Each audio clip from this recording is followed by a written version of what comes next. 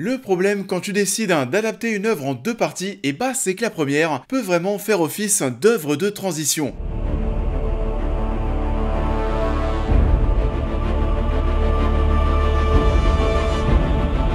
Bonjour à tous et voilà, on se retrouve en ce lundi soir, c'est bon, on approche de la fin, on a parlé tout dernièrement des 6 premiers opus de la saga, on continue aujourd'hui, la critique de la partie 2 arrive bien entendu, Harry Potter 7.1, on en parle. Harry Potter et les reliques de la mort partie 1 est sorti en novembre 2010 et est toujours réalisé par David Yates. Dumbledore n'est plus et au contraire, le pouvoir de Voldemort continue de s'intensifier. Poudlard ainsi que le ministère de la magie sont désormais contrôlés par ce dernier et nous allons suivre Harry, Ron et Hermione qui doivent retrouver les derniers Horcruxes pour vaincre le Seigneur des Ténèbres. Alors cette première partie de cette adaptation finale, je me souviens que j'en avais un assez mauvais souvenir. Lorsque je l'avais vu au cinéma en 2010, j'avais trouvé le film très lent, assez lourd. Tu sortais pas forcément de ta projection en ayant vu quelque chose de très galvanisant. Et c'était à vrai dire tout comme Le Prince de Sang Mêlé lorsque je l'avais vu à l'époque. Ça veut dire que d'un point de vue personnel, j'avais enchaîné deux Harry Potter qui m'avaient pas forcément plu. Sauf que bon, vous l'avez vu dernièrement,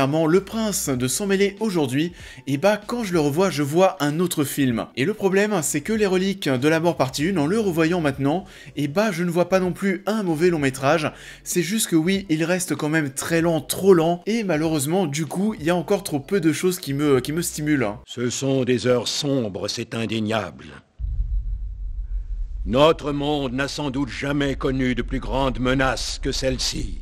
Ça peut être un problème lorsque tu choisis d'adapter un livre en deux parties, de toute façon c'était le cas aussi avec d'autres sagas. Au contraire, si tu prends les deux derniers Avengers, si vous vous en souvenez bien, à l'origine, ça devait être Infinity War partie 1 et partie 2. Finalement, on s'est écarté de ça parce que les deux films avaient une histoire assez forte et indépendante pour exister en tant que telle, avec en plus de ça, à chaque fois un final qui allait nous en foutre plein la gueule, etc. Là, ce ne sera pas le cas. On est vraiment face à un opus de transition qui va nous amener à cette grande guerre que l'on va voir dans la partie 2. Oubliette.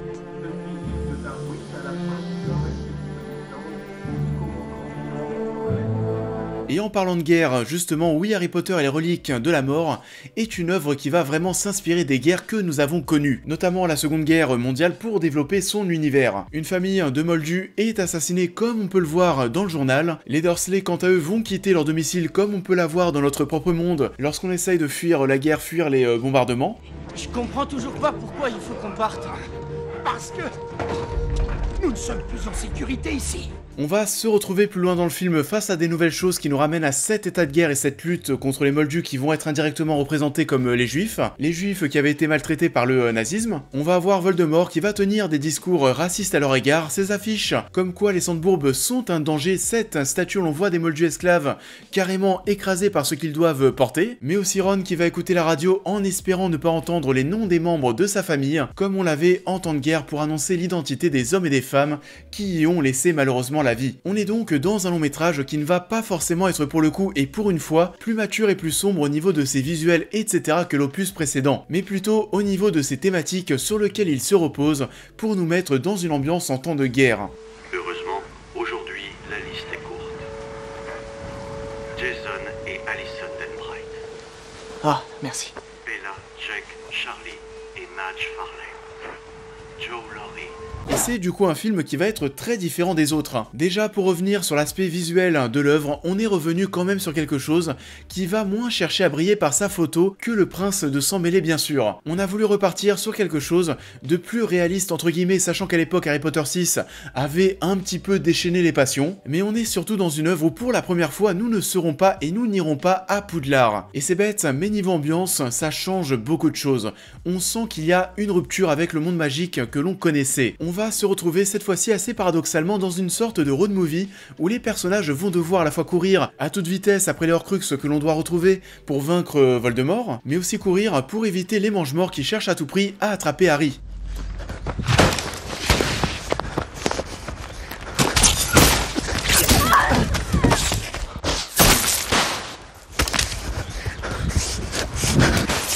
Et d'ailleurs, si on reprend de même les affiches des opus de la saga, on remarque que celle de ce Harry Potter 7.1 est la seule où nos protagonistes ne sont pas figés, ils sont en mouvement. Tout ça laissant penser bien sûr qu'on va se retrouver face à une œuvre qui va aller à 1000 à l'heure et paradoxalement ça ne sera pas le cas. Ce Harry Potter et les reliques de la mort partie 1 est loin d'être celui où ça bouge le plus.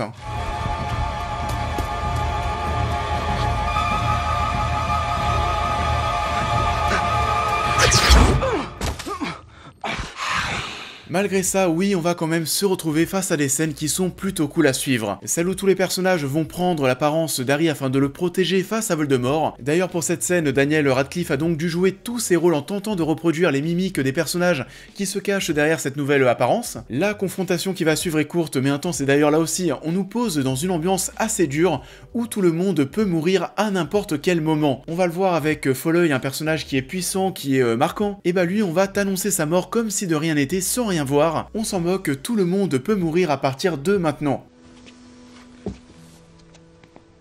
Folleuil est mort.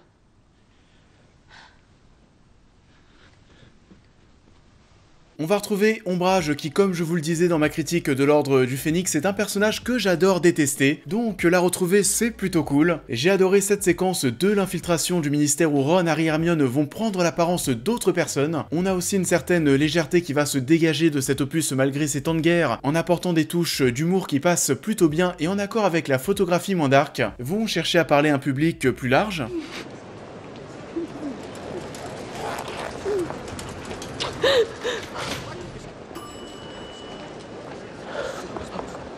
J'aime beaucoup aussi la séquence animée qui est très jolie pour nous raconter le conte des trois frères et les origines des reliques de la mort. Par contre, c'est vrai que le final fait un petit peu léger. On sent clairement qu'on est sur l'adaptation d'une première partie d'une histoire séparée en deux longs métrages, parce que oui, il n'y a pas de final vraiment impressionnant, de vraiment stimulant dans cette œuvre. Et après la fin de la Coupe de Feu qui avait quand même pas mal de gueule,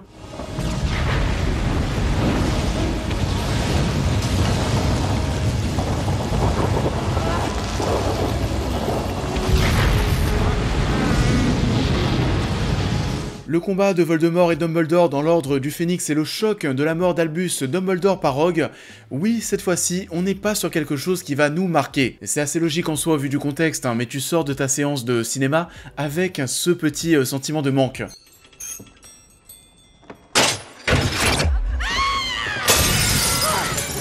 Bon par contre, allez, c'est vrai, après vous avoir dit dans ma critique d'Harry Potter et la Chambre des Secrets que je trouvais Dobby clairement insupportable, on va quand même prendre du plaisir à le retrouver dans ce nouvel épisode, lui qui va nous dévoiler une facette bien moins agaçante et bien plus touchante de sa personne. Il va aider à sauver Harry et ses amis, nous offrir une scène de mort émouvante pour conclure l'œuvre, et donnant même cette impression que malgré la mort, il n'a jamais été aussi heureux et aussi bien entouré. Dobby est heureux d'être avec son ami Harry Potter.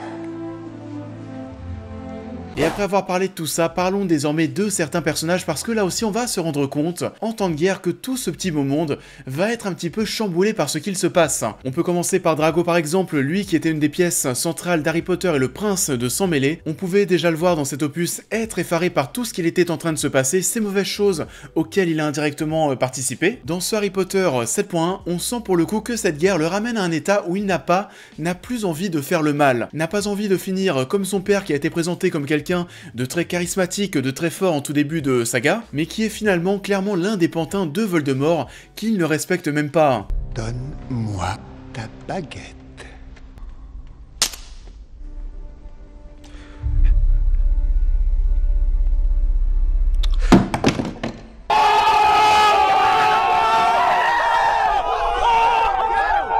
Au final, Drago n'est plus contre Harry, il l'aide presque même à mettre un terme à tout ça.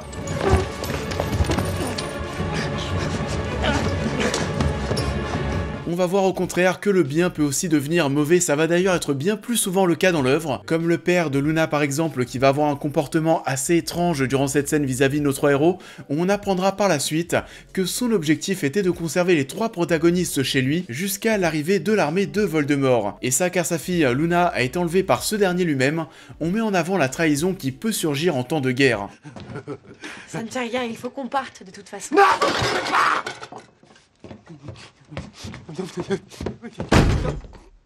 Et nos 3 héros principaux vont de même par exemple être confrontés à la folie de la guerre, souvent causée cette fois-ci par les Horcruxes qui vont générer chez Ron par exemple une forte jalousie quant au potentiel rapprochement d'Hermione et Harry, ce qui va même nous donner certains visuels assez osés, presque animal. Elle me fait peur. Moi, elle m'excite. D'ailleurs, pour l'anecdote, les 2 acteurs avaient révélé que ce baiser avait été compliqué à tourner dans le sens où ils se connaissent depuis qu'ils n'avaient même pas 10 ans, donc c'était bizarre à faire. Et une autre séquence bien chelou qui nous rappellera qu'en temps de guerre, il fallait réussir à trouver de la joie avec des choses très simples, même si je vous avoue qu'avec mon jeune âge, tout comme la scène de danse qu'on avait dans Spider-Man 3 entre Harry et MJ, et bah celle d'Harry et Hermione m'avait de même un petit peu beaucoup gêné.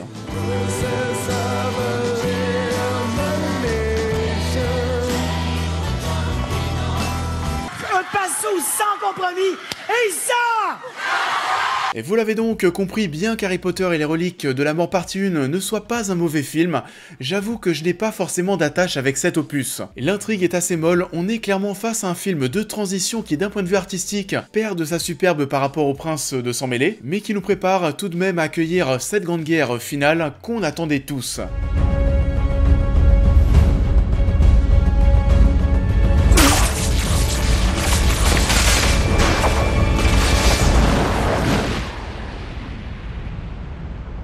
Ça en est tout pour cette critique, j'espère qu'elle vous aura plu comme d'habitude. Je vous invite à liker, à partager la vidéo, à me dire en commentaire ce que vous avez pensé d'Harry Potter et les reliques de la mort partie 1. Pour les nouveaux, je vous invite à vous abonner, à me suivre sur tous mes réseaux, à devenir membre soutien si vous souhaitez aider la chaîne. Et on va se retrouver très prochainement bien sûr pour parler du dernier film de la saga. En attendant, je vous souhaite à tous un très bon début de semaine et je vous dis à très vite.